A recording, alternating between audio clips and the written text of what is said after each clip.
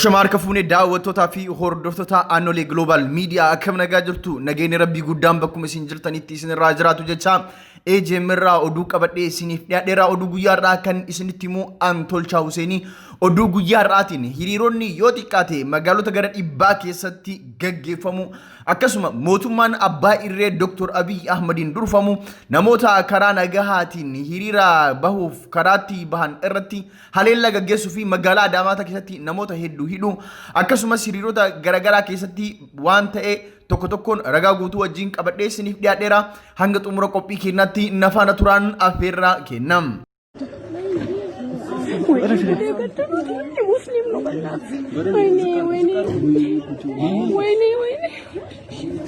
ويني قدرت من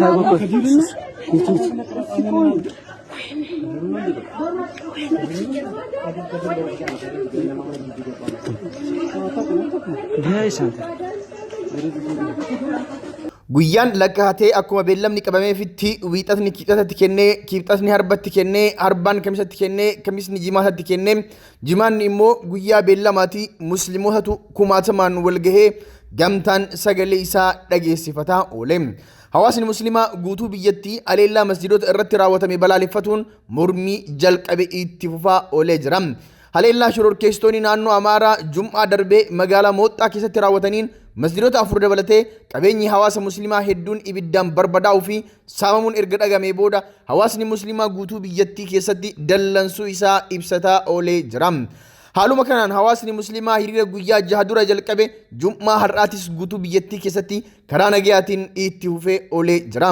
Haaluma kanaan magaalota guyyaa har'aa hiriirri guddaan keessatti gaggeeffame jidduu naannoo Amaaraa magaalota Dassee, Wallayaa, Dagan, Harbuu, Marsaa Baatee fi Boorana keessatti argamu. Naannoo Oromiyaa ammoo Adaamaa, Nageelle, Arsii, Asallaa, Dheeraa, Itayya, Darrabbaa, Roobee Diida'aa, Addeellee, Adaamaa, Nansabo, Shaashamannee, Finfinnee, Dambidoollo, Saddiiqa, Dalloo Mannaa, Gindhiir, Sawweena, Baakko, Sululta, Gindhiir, Jimma, Mattuu fi magaalota biroo hedduu keessatti hiriirri gaggeeffamaa oolee jira. Magaalaa Adaamaa keessatti poolisiin hawaasa musliimaa karaa nagayaatiin hiriira gaggeessaa ture irratti tarkaanfii humnaa kan fudhate ta'us ummanni garuu reebicha poolisoota kana dandamachuun sagalee isaa karaa nagayaatiin kan dhageessan ta'uunis beekamee jira. Haaluma wal fakkaatuun naannolee Sumaalee fi Affaar naannoo kibbaa magaalota hedduu keessatti ummanni hiriira bahuun gocha musliimoota irratti raawwatame kana balaaleffataa oolee jira. Gama biraatiin ammoo akka biyyoolessaatti hiriirri magaalaa Finfinnee keessatti dirreetti bahuuf karoorfame yeroo biraatti dabarfamuun kan ibsame ta'us Jum'aa har'aa ummanni 100,000tti lakkaa'amu naannoo masjiida Nuuritti hiriira guddaa kan gaggeesse ta'uunis beekamee jira.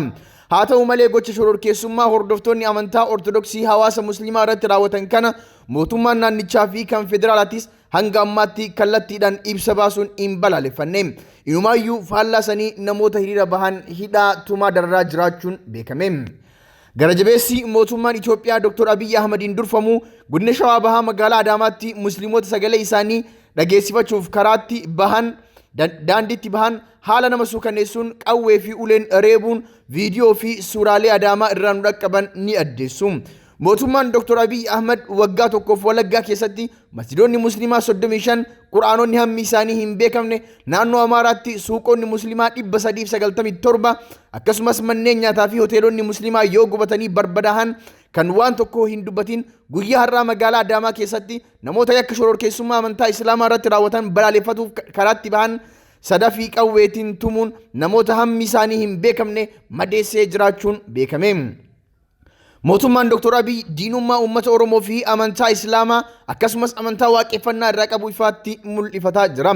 Mootummaan Dr. Abiy Ahmed Oromoo ittisuu hin dandeettu. Oromoo isaa miti waraanni Afrikaatu osoo walitti wabbahee ittisuu akka hin dandeenye Mallas Zeenaawitu ragaa bahe. Garuu miidhuu itti beekti. Gaafa Adaamaan shororkooftee Oromoof homaa hin goone. Odoo OPDO'n biyya bulchaa jiru Amaarri Minjaarii Adaamaa keessatti nama fixe. Sanuu dhaabuu dadhabde. Har'a garuu nama Adaamaa keessatti hiriira nagahaa godhatu reebaa jirti. Kan dandeettuudhaan jennaan dhirsi galee niitiidhaanee akkuma jedhamu san tayaa jirti mootummaan Dr. Abiy Ahmed. Guyyoota lama duras godina Arsii magaalaa Asallaatii fi godina Baalee magaalaa Roobeetti bifuma wal fakkaatuun mootummaan Dr. Abiy Ahmed musliimoota hiriira bahan irratti tumaa dararaa fi yakkoota garaagaraa raawwatuun isaa ni yaadatama. Waan fedhes haa ta'u waan fedhe qabsoo ummataa fi gaafii ummataa afaan qawweetiin abadan dhaabuun hin danda'amu. Abbaan haqaa ni injifata. Ragaalee yeroo mootummaan musliimoota cafaqu mul'isu viidiyoo kana daawwadha.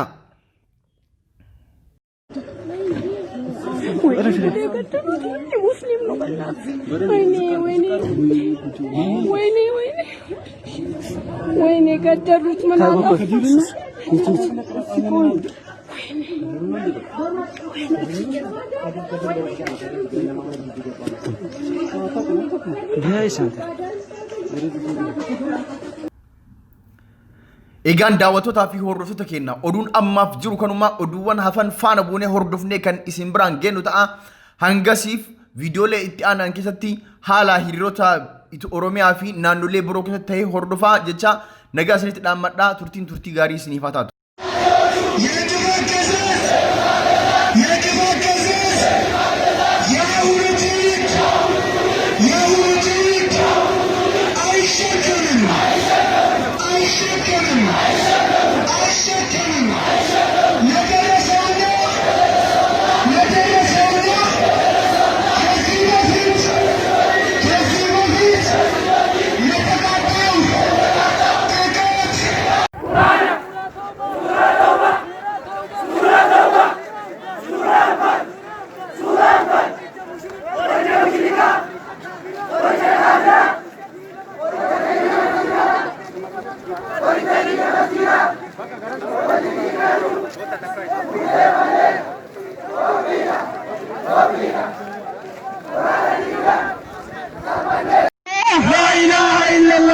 ባካችሁ መስመሩን እናስተካክለው። አንድ ጊዜ ፒያሳ ላይ እየደረስን ያለ ነው። ወደ ኋላ እንሁንና መሸነፍ ነው። ቤተ እምነቶችን ማቃጠል መሸነፍ ነው። መሸነፍ ነው። መሸነፍ ነው። ቤተ እምነቶችን ማቃጠል መሸነፍ ነው። መሸነፍ ነው። ለወንድሞቻችን ንብረት ተጠያቂ የአማራ ክልል መንግስት ነው። መንግስት ነው። የአማራ ክልል መንግስት የቤተ እምነቶችን መጠበቅ ግዴታ አለበት። የመስጊዶቻችንን ንብረቶች መመለስ አለበት። ተረጋጉ። ላኢላሃ ኢለላህ ሙሐመድን ረሱሉላህ። ቁርአን ተቃጠለ እንጂ ልባችን ውስጥ አለ። መስጂድ ተቃጠለ እንጂ ሜዳ ሁሉ መስጂድ